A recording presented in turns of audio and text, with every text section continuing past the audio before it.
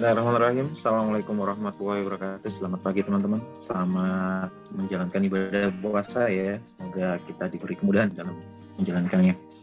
Kita sebelum awali podcast kita doa bersama dulu supaya apa yang kita dapat pagi ini bisa lebih bermanfaat. Berdoa silakan. Jangan lupa mandi ya. A'udzubillahi minasyaitonirrajim. Bismillahirrahmanirrahim. Rabbi zidna ilma warzuqna fahma birahmatika ya arhamar rahimin. Terima kasih.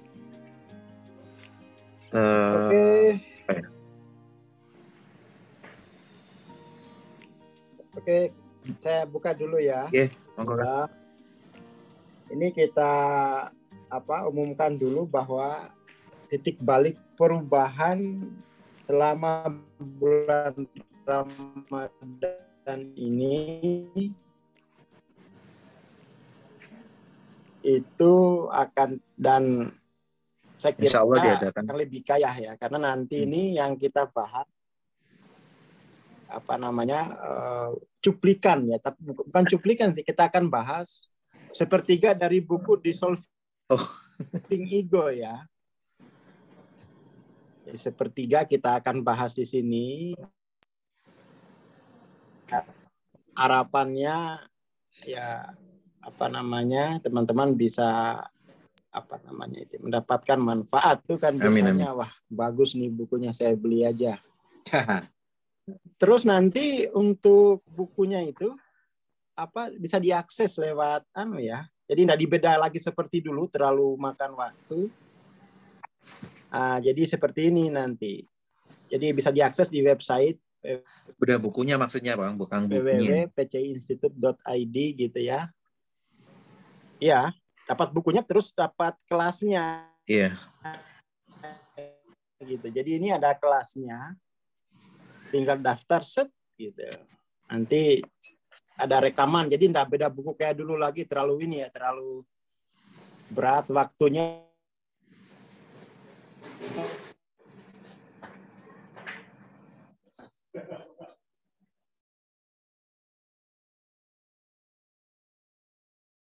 Ya, jadi ini teman-teman, ini udah jadi semua, tinggal teman-teman tinggal klik mau nonton ininya dulu, nonton ini segitu ya, bisa diakses lebih mudah daripada ini nonton ini. Jadi belum punya password ya. Oke, untuk itu promosinya ya, promosi terbaru. Jadi saya kira lebih simpel sekarang mau belajar. Ini malah, Bang, saya nonton beda buku sampai perjalanan pikiran. Saya langsung nangis, Bang, tadi pagi. Memang bukunya bagus sih. Jadi orang itu bisa langsung ada introspeksi ke dalam gitu ya. Jadi bisa sambil bekerja gitu, perjalanan. Jadi lebih cepat progresifnya ini. Ya.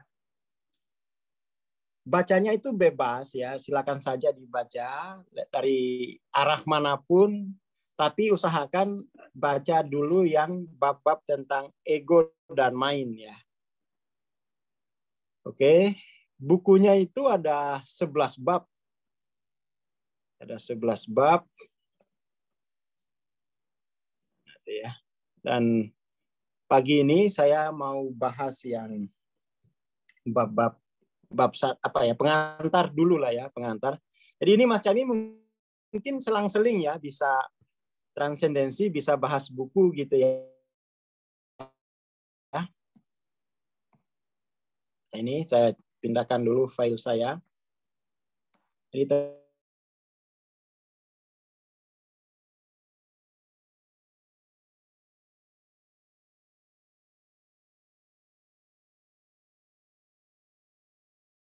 dan yang saya dalam rangka untuk memperkaya rekaman gitu. Jadi ini pasti ya arahnya beda ya. Jadi sifatnya untuk memperkaya. Oke. Ini kita bahasin ya pelan-pelan. Jadi ini ditulis Hawking ya. Semua kehidupan mencerminkan evolusi kesadaran mulai dari bakteri sederhana sampai kepada level pencerahan orang-orang tercerahkan gitu ya. Jadi bukunya ini mencerminkan bahwa dari sini saja ya, bahwa cahaya Tuhan itu hadir di mana-mana. Cahaya Tuhan hadir di mana-mana. Baik di semua level kehidupan, level bakteri, makhluk hidup, maupun kayak batu begitu ya, itu juga mengalami kehadiran cahaya Tuhan gitu ya, sampai pada level pencerahan. Artinya apa? Bahwa artinya adalah cahaya Tuhan itu bersifat universal ya.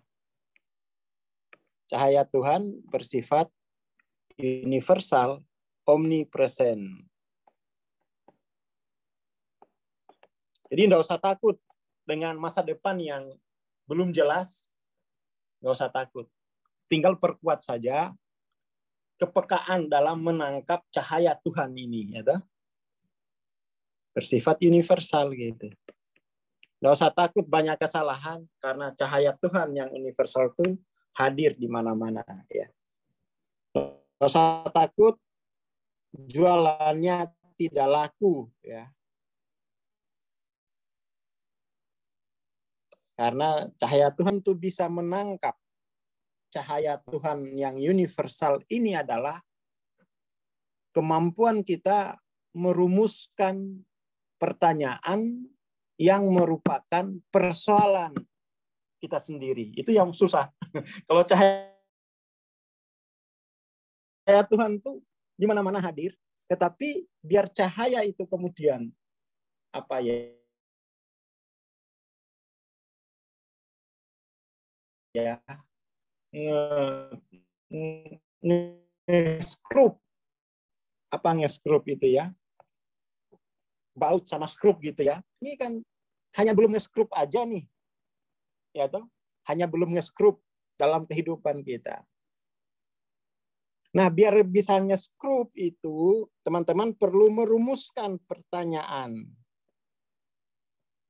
Kalau pertanyaannya benar, jawabannya sudah ada. Karena yang akan menjawab itu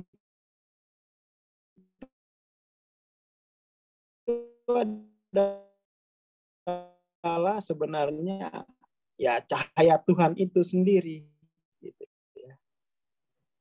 Nah, kadang-kadang untuk merumuskan pertanyaan itu dibutuhkan kutipan-kutipan yang memicu ya. Ya, Mas Imam tuh.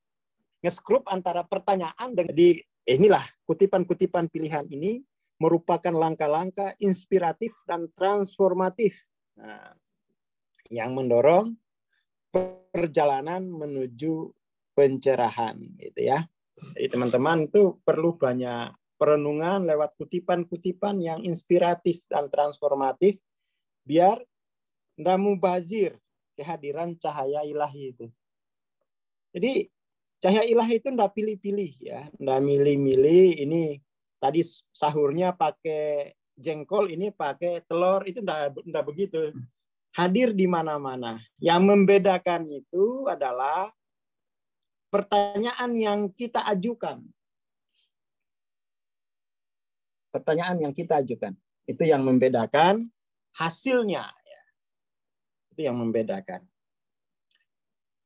Nah, ini kemudian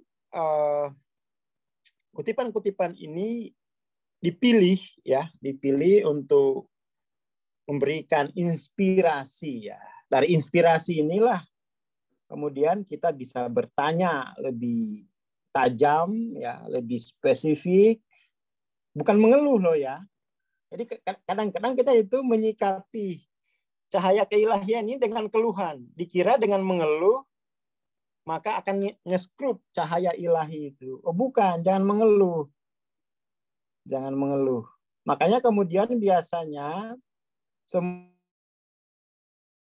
semakin kita bahagia, semakin kita rilis, lebih mudah menangkap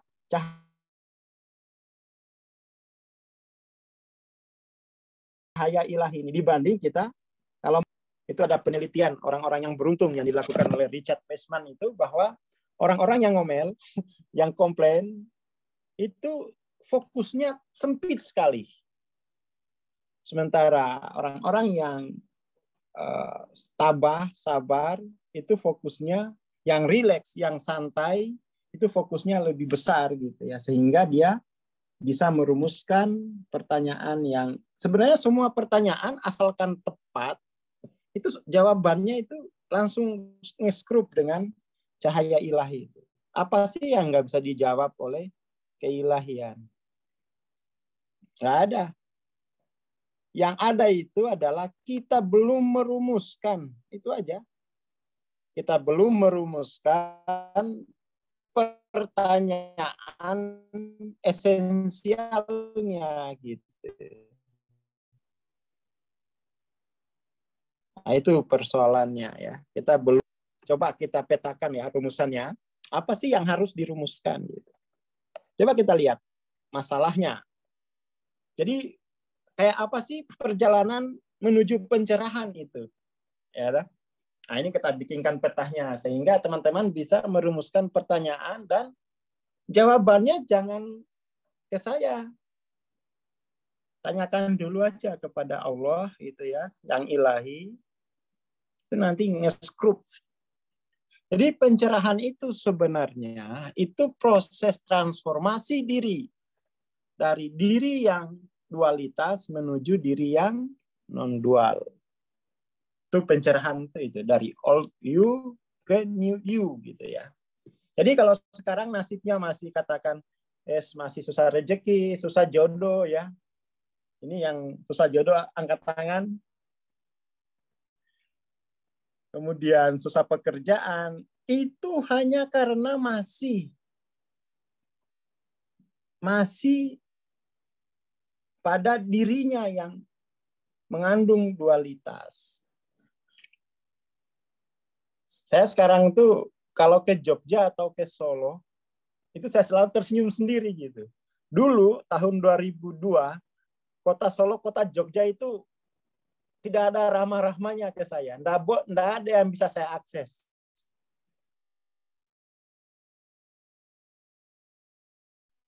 Karena kenapa? Nggak punya uang.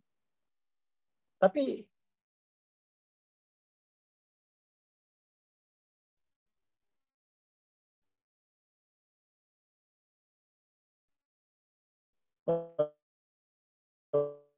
beberapa tahun ke belakang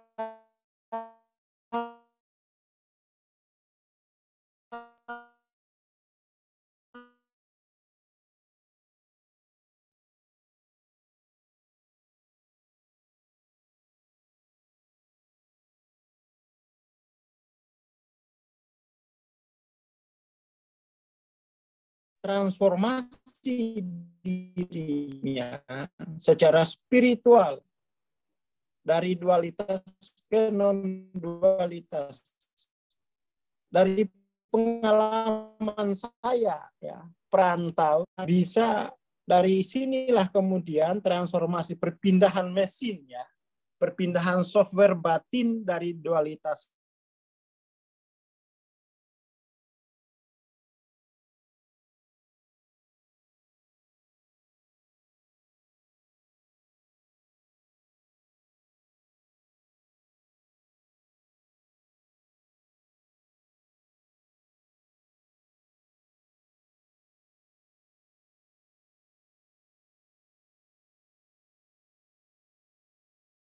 Wah, hilang. Iya, kelihatannya internet di kantor ini. Ditunggu ya, teman-teman. Kirain tadi dari saya hanya. Ternyata dari Bang Aswar. Ditunggu sebentar, teman-teman. Sambil yang baru gabung ya. Jadi insya Allah setiap hari kita akan ada titik balik perubahan ya. Yang kurang lebih kita akan membahas tentang buku Dissolving Ego, Realizing Self. Bagi teman-teman yang mau mendapatkannya bisa join ya. Ini ada beda bukunya, jadi akan dibahas akan bisa diakses di web khusus yang ada budget THR bisa disisihkan ini ya.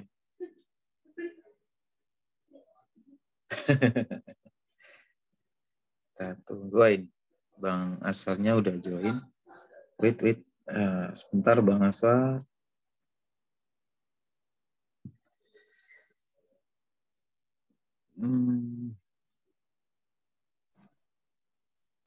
Oke, saya ulangi ya biar rapi. Tolong dijadiin bos dulu dong.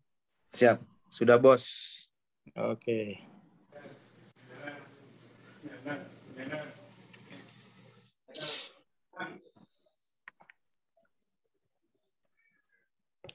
Oke ya, jadi saya ulangi aja dari awal ya.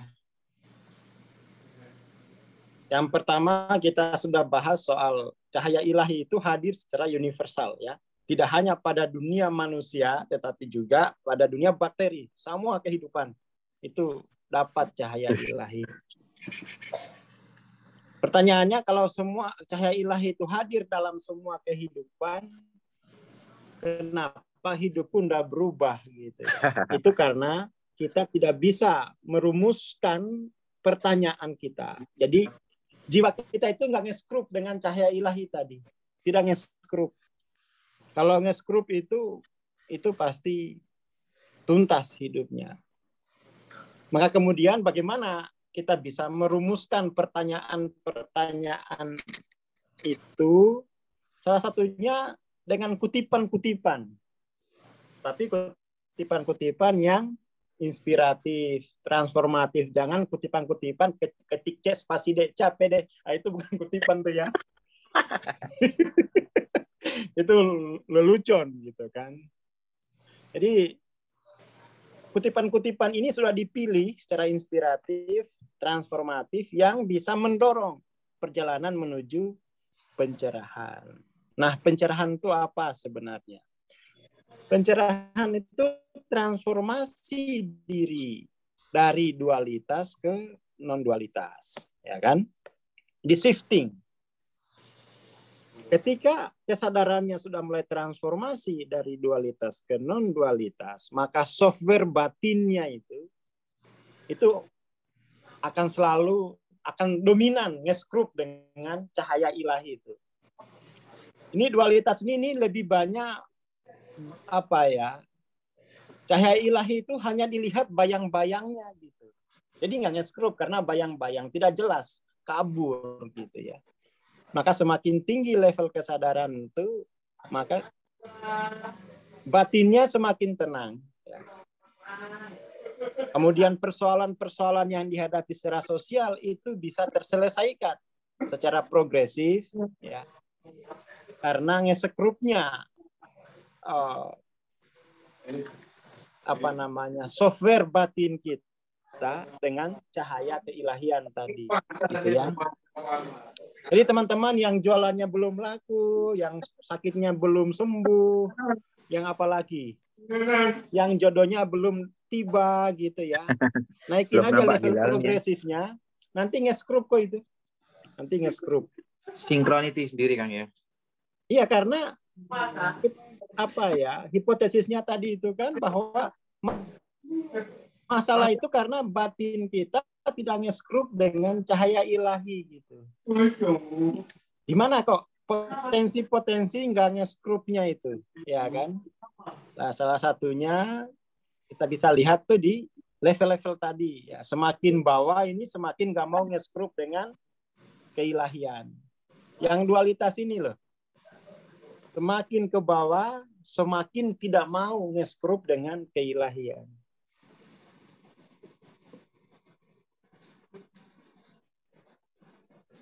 Nah, dan saya kira semua dari kita ya punya level jiwa yang gak mau nge-scrub itu gitu. Udah nge-scrub dengan keilahian. 20 tahun aku berdoa loh, gak ada hasilnya, gini-gini aja. Nah, itu sebenarnya bukan yang gak mau nge-scrub, tapi emang levelnya itu harus dilampaui gitu. Harus level ini pertanyaannya apa, level ini pertanyaannya apa, level ini pertanyaannya apa, itu harus jelas. Makanya itu perlu dibimbing untuk menemukan pertanyaan yang tepat. Nah, pertanyaannya itu nanti kita coba ulas besok ya. Ini baru pengantar gitu. Jadi ngerti apa yang dimaksud dalam pendahuluan oleh Hawking ini. Ini yang sudah punya buku enak nih, ya. Bisa ditambahin lagi karena ini belum direkam materi ini. Maksudnya ini bab ini berarti cahaya keilahian, cahaya ilahi hadir secara universal. Hadir secara universal. Oke. Lalu kalau hadir secara universal, kenapa hidupku terus bermasalah? Ya, toh? Karena jiwa kita belum nge-skrup dengan cahaya ilahi yang universal ini. Biar nge-skrup gimana, Bas Camin? Dorong perjalanan menuju pencerahan. Kan ini bagus nih ya, bagus. Disusunnya bagus sama Hawking. Memahami sepenuhnya salah satu dari langkah-langkah ini menerangi semua langkah lainnya. Jadi kalau sudah bisa menyusun pertanyaan setiap levelnya, itu nanti akan mendorong untuk terbukanya langkah yang lain.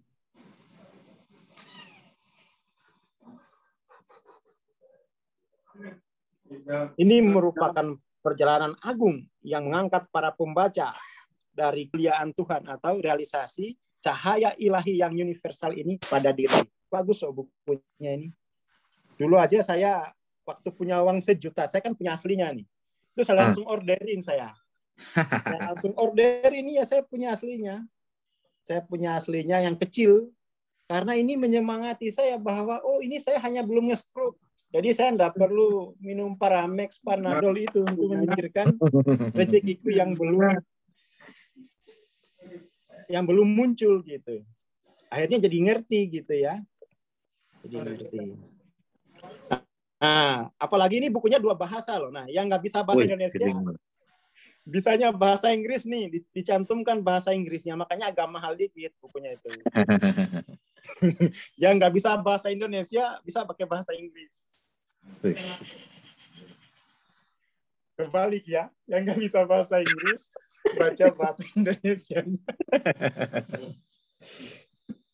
Jadi ini dari pendahuluannya aja itu saya udah waktu itu ya, waktu masih balung kere gitu, itu oh ini persoalan hidup itu jelas gitu. Persoalan hidupku saya belum nge-skrup dengan cahaya ilahi yang universal, titik. Itu aja intinya.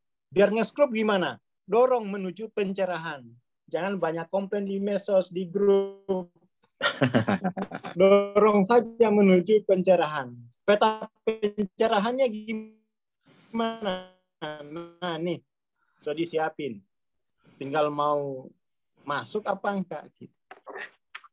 Ini dibahas semua dalam buku ini, dari dualitas sampai non-dualitas. Kalau masih belum cukup membaca bukunya, ikut mentoringnya, biar pembimbingannya intensif. Ya kan? Murah, biar tuntas. Hanya kadang-kadang itu semangat untuk progresifnya itu kalah sama semangat untuk menderita. Lebih kuat semangat untuk menderita daripada semangat untuk progresif. Itu ciri-ciri jiwa kita belum nge-skrup dengan cahaya keilahian. Kalau nge-skrup itu mau menderita. Nggak mau. Nggak mau. Saya kira itu ya, pagi ini baru pendahuluan, hari pertama kita ya. Nanti besok baru kita baca lagi yang lain. Terima kasih. Ini memperkaya ya, memperkaya yang sudah punya buku dan menginspirasi, menambah wawasan bagi yang belum. Jadi yang belum maupun yang sudah tetap dapat gitu ya. Tinggal ya masing-masing aja lah. Terima kasih. Selamat pagi. Assalamualaikum warahmatullahi wabarakatuh. Dilanjutkan besok. Waalaikumsalam warahmatullahi wabarakatuh. Terima kasih Bang Aswar. Terima kasih teman-teman. Kita tunggu besok ya. Insya Allah tiap hari ini podcast paginya ke Titik Balik Perubahan. Kita bertemu besok insya Allah. Assalamualaikum warahmatullahi wabarakatuh.